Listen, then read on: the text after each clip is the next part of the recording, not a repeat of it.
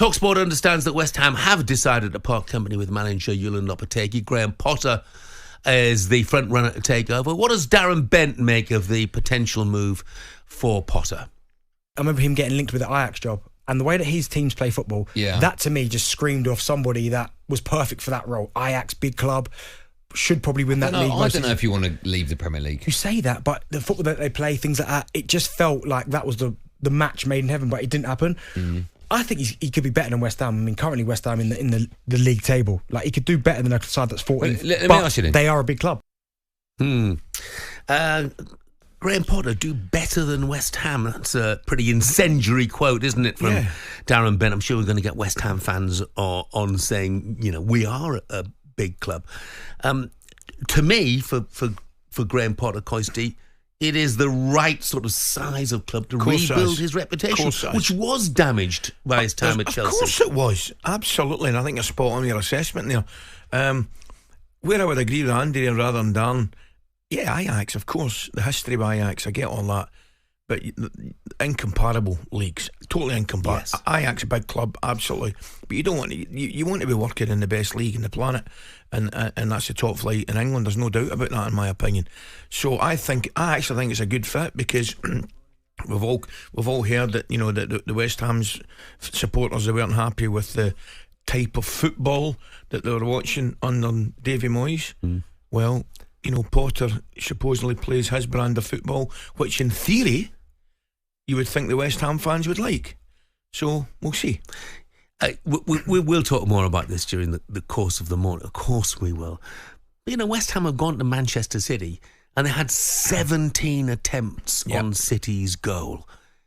Can't really blame Julen Lopetegui for the fact that they leaked 4 at the other end. They had 30-odd when they went to Leicester and still lost the game. So, look, there'll be a lot of finger-pointing going on down at West Ham at the moment. As I say, we will talk about it more later on. But look, joining us more now to talk about the latest on the managerial situation at the London Stadium and the rest of the transfer movement is talkSPORT reporter Ben Jacobs. Morning, Ben. Good morning, Ben. Good morning, how are you? Well, mate, we're very well. Good. Look, I think everybody expects there's going to be an announcement saying that Julen Lopetegui is going to be leaving. Is this seriously a one-horse race? Is Graham Potter the only runner? I mean, I've seen comments about Edin Terzic, the former Borussia Dortmund manager.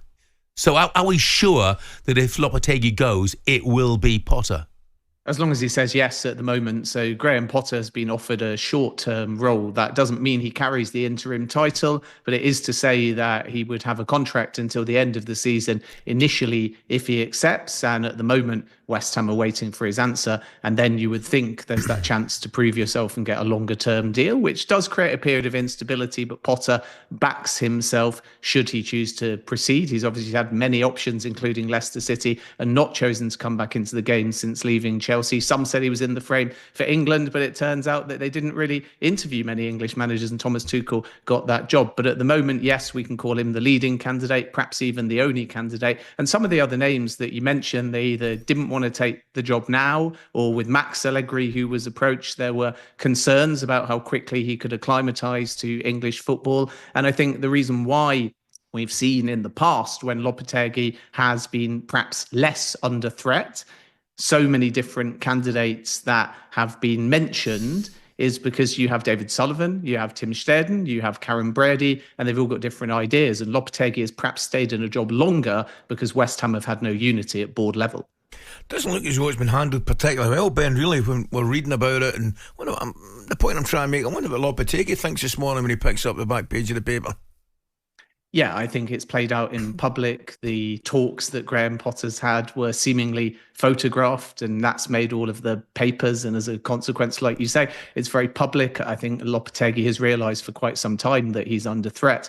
And also, perhaps within West Ham, not quite got a grasp of who the actual decision makers are or people that he has to forge a relationship with. So Tim Xherdan has got an office right next to Lopetegui. They're now apart. That relationship is fractured. But the bottom line at West Ham is, regardless of what Tim Xherdan has pushed for in the past, on or off the field, David Sullivan seems to take the final call, and West Ham, unfortunately, are moving in the wrong direction. They're leaky at the back. The games they've lost, they've not just lost, they've been hammered in, sometimes against top opposition, but it's not a good look when you consider what they spent over the summer and the fact that they're hoping to be in the same position, I think, as we're seeing a Bournemouth or a Fulham at the moment, maybe even a Nottingham Forest. They spent enough to be European contenders, and they're dicing with relegation. So it's no surprise that Lopetegui is on the way out. But as you say, it's been handled in a way where, unfortunately, from the manager's point of view, it's very public. And I think a lot of people, even if they've not got sympathy for how they're playing on the field, will have a lot of empathy for Lopetegui off it, because this exit is getting reasonably acrimonious, and it seems right now inevitable. A little bit surprised that Graham Potter would be interested in a short-term deal. I would have thought he wanted a project where he could build his own side. However, let's move on to transfers, shall we, Ben? What are the chances that Mark Gahey's going to be back in the blue of Chelsea? Yeah, Chelsea are exploring a deal for Mark Gahey. The other option as well is also at Crystal Palace, and that's Trevor Chalobah, where there's an option to break the loan clause. And what we can say is Chelsea are looking for defensive reinforcements. Now, Gahey over the summer was not only linked with Newcastle, they made a bid, and the indication from Steve Parish and Crystal Palace was 70 million or more would be needed to get him out of the club. But now he's only got 18 months left on his contract. I don't think we are at a scenario where Chelsea are going to drop 60, 70 million. So it's all about whether there's a need for Crystal Palace to cash in now, because they think that this is the highest point of value if the player is not going to renew. So Chelsea haven't made an official offer yet to Crystal Palace, but Mark Gahey is high among the list of targets. And then the cheaper option is you bring back Trevor Chalobah, and you have the option of a centre-back or somebody that can cover at right-back. I mean, the option obviously then could be, if they want Gahey, is use Chalobah as a make-weight, don't you? He's on loan, so you say, OK, you have Chalobah and a few quid. It makes sense. Similar kind of with Ben Vlahovic at Juve, where United looking to maybe offload Xherdan.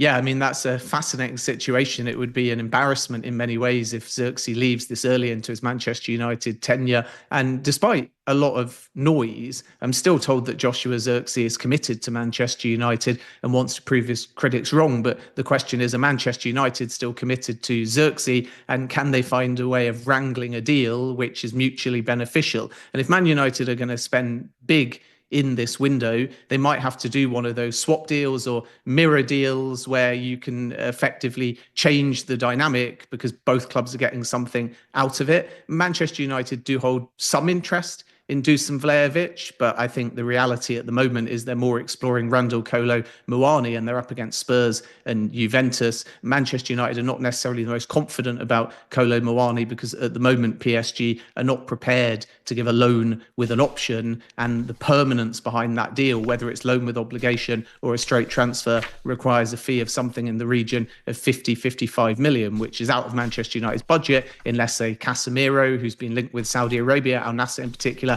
and Anthony or a Marcus Rashford depart. So the challenge for Manchester United is not who they want, but how can they afford them, and therefore we might have to wait and see whether there's an early outgoing, and at that point there'll be more leeway for Manchester United to move in the market. I'm not convinced by Kolo Muani, I have to be brutally honest. You know, £75 million, he scored 6 league goals for PSG last season and a couple this season, and I thought he was underwhelming at the Euros with France as well. I'm not convinced at all. No. Ben, thank you very much. Thanks, indeed. Ben. Have a good day, mate. Cheers, guys. Just a reminder, talkSPORT officially your home of the transfer window, as Jim White and Alex Crook bring you the Transfer Notebook on the talkSPORT YouTube channel, a brand new transfer podcast which will provide you with unmatched coverage throughout January.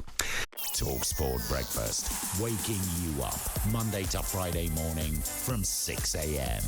on AM, on DAB, via the talkSPORT app and on your smart speaker. talkSPORT.